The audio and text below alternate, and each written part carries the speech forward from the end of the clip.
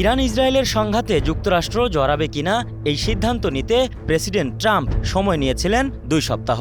তবে সময়ের আগেই আমেরিকা ইরানের ফোর্দো, নাতাঞ্জ ও ইস্পাহান পরমাণু কেন্দ্রে হামলা চালায়।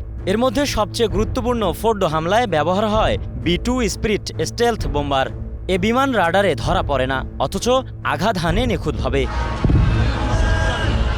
B-2 স্পিরিট স্টেলথ বোম্বার স্রেফ একটা বিমান নয়, এটাকে স্টেলথ প্রযুক্তির মহা শক্তিশালী ভাবা হয়, কারণ রাডার, ইনফ্রারেড এবং অন্যান্য শনাক্তকরণ পদ্ধতিকে ফাঁকি দেয়। B-2 স্পিরিট তৈরি করেছেন নর্থরুপ গ্রুম্যান। বিমানটি এমনভাবে নির্মিত, শনাক্তহীনভাবে যেন প্রতিটি আঘাত হয় নিখুঁত ও কঠিন। ভিতরের সিকার দিয়ে লক্ষ্য ধরে আর নেভিগেশন সিস্টেম ঠিক করে পথ, ফিন বা ছোট পাখাগুলো পথ নিয়ন্ত্রণ করে লক করে টার্গেটের দিকে। B-2 স্টেলথ 88,000 কেজি ওজনের বোমা বা 38,400 কেজির B-83 নিউক্লিয়ার ওয়ারহেড বহন করতে পারে।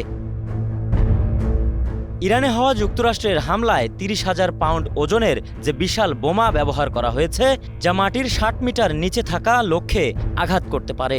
এই বোমা শুধুমাত্র B-2 স্পিরিট বিমান থেকেই ফেলা যায়। বিমানটিকে চালিয়ে নিয়ে যায় শক্তিশালী রকেট বা জেট ইঞ্জিন। অনায়াসে দূরের টার্গেটে পৌঁছে নির্দিষ্ট লক্ষ্যে ফোকাস সহকারে বিস্ফোরণ ঘটায়। দীর্ঘ রেঞ্জে থাকলেও কোনো বাধাই নেই। B-2 শুধুমাত্র একটি বিমান নয়, এটা প্রযুক্তি, আকাশে ভাসমান এক আতঙ্ক।